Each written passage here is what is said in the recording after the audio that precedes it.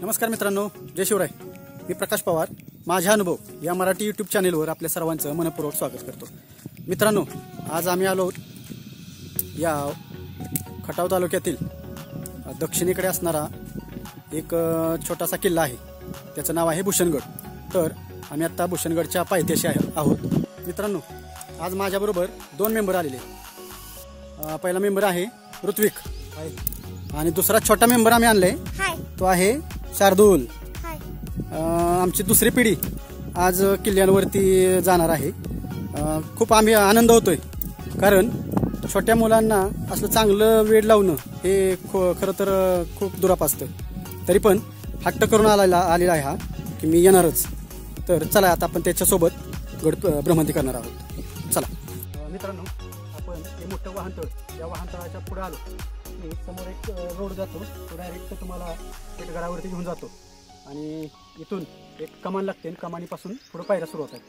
तर आपण या पायऱ्यांच्या मार्गे जाणार आहोत, कारण गड चढण्यात जो आनंद आहे तो गाडीवर जाण्यात आनंद नाही. चला.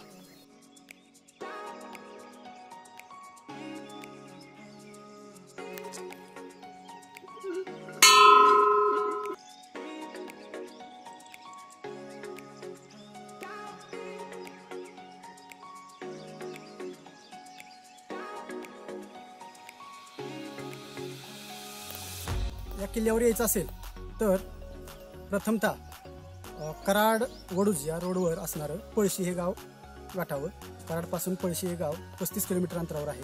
तर वडूजपासून हे पळशी हे गाव 15 किलोमीटर अंतरावर आहे. पळशीतून भूषणगडच्या पायथ्याशी असणारं भूषणगडवाडी किंवा भूषणगड हे गाव आहे आणि त्या गावामध्ये येण्यासाठी साधारण 5 किलोमीटरचं अंतर आहे.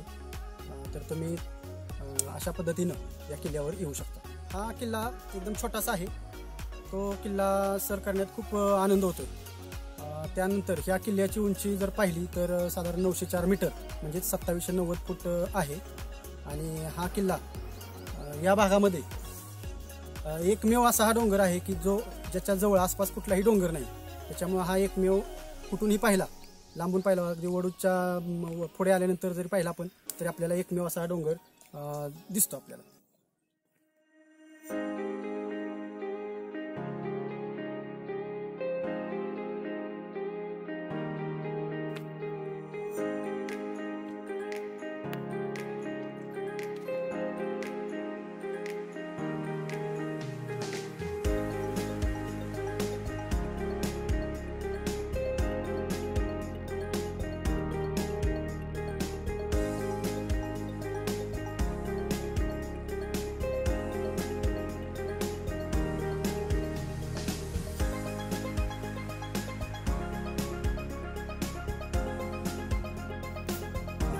मित्र हो, हे आहे प्रवेशद्वार. प्रवेशद्वार चांगल्या स्थितीमध्ये नाही. वरच्या बाजूचं जी कमान आहे ती कमान पडलेली आहे, परंतु सध्याला याचे खांब चांगल्या अवस्थेत आहेत. आतील देवड्या वगैरे चांगले आहेत. याची रचना तुम्ही जर पाहिली तर गोमुखी रचनेसारखीच आहे. जे प्रवेशद्वार आहे त्याचं संरक्षण करण्यासाठी समोर एक बुरुज बांधलेला आहे. त्याचबरोबर ह्या बाजूला एक भिंत बांधलेली आहे. त्याचबरोबर खालून येताना देखील आपण पाहिलं असेल की जी रचना केलेली आहे ही रचना या ठिकाणी प्रवेशद्वार आहे असं कोणत्याही शत्रूला वाटणार नाही, अशा पद्धतीची रचना केली आहे. या प्रवेशद्वाराच्या आत आल्यानंतर या ठिकाणी पाय बसण्यासाठी देवड्या केलेल्या आहेत. इकडे पण आहेत आणि जे दगड पडलेले आहेत वरून ते या देवड्यांच्या ठिकाणी ठेवलेले आहेत.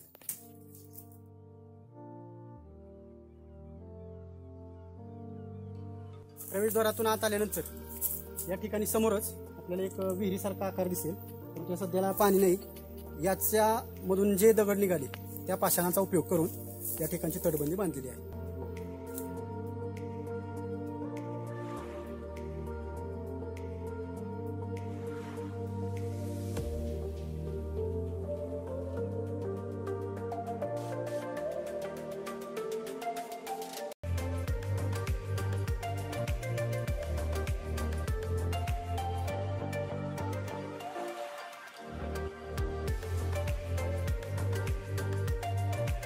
मुख्य प्रवेशद्वारातून आत आल्यानंतर उजव्या बाजूने येणारा जो रस्ता आहे त्या रस्त्यावरून पुढे आल्यानंतर लगेच ही आपल्याला देवळाच्या पाठीमागे मागील बाजूस ही विहीर लागते.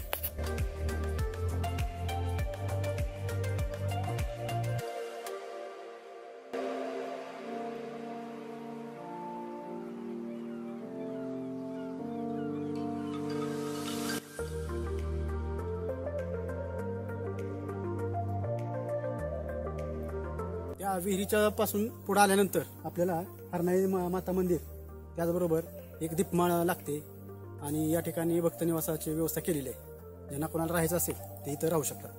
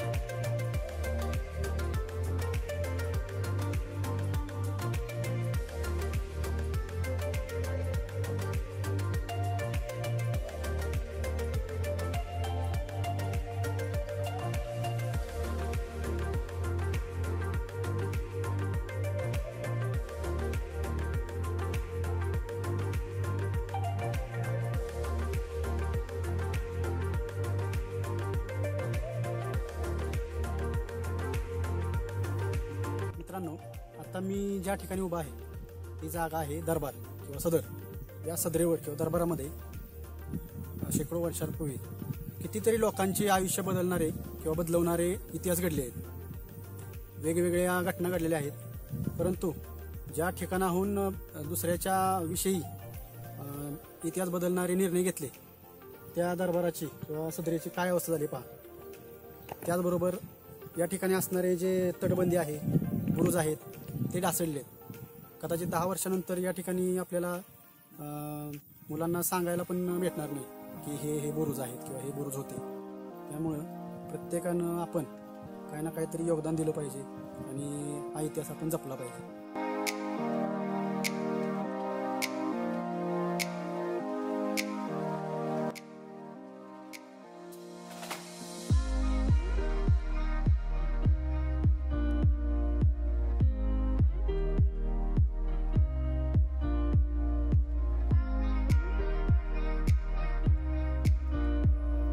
मित्रांनो, भूषणगडचा जो आकार आहे तो आकार त्रिकोणी स्वरूपामध्ये आहे.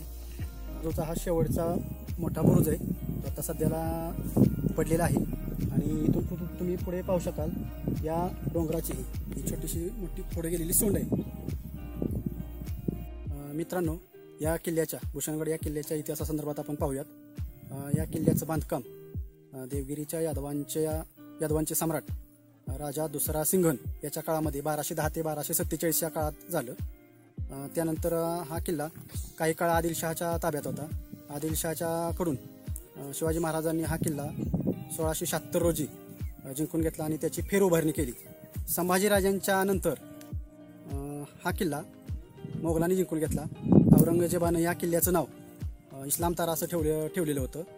त्यानंतर पेशवे काळामध्ये हा किल्ला पंतप्रतिनिधींच्या ताब्यात होता.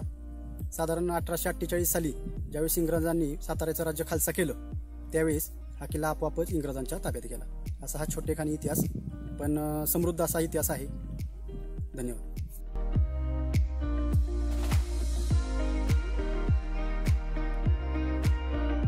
मित्रांनो, आम्हाला हा गड पूर्ण फिरायसाठी साधारण 1 तास लागला. आता आमचा पूर्ण गड फिरून झालेला आहे. आता आम्ही परतीच्या मार्गावर निघालो आहोत.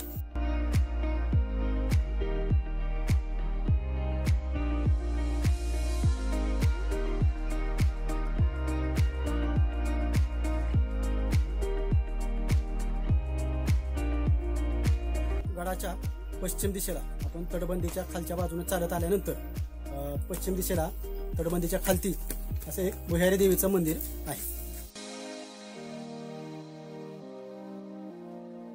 मित्रांनो, तुम्हाला ही व्हिडिओ आवडली असेल तर लाईक करा, शेअर करा आणि सबस्क्राईब करा. बाय. ओके.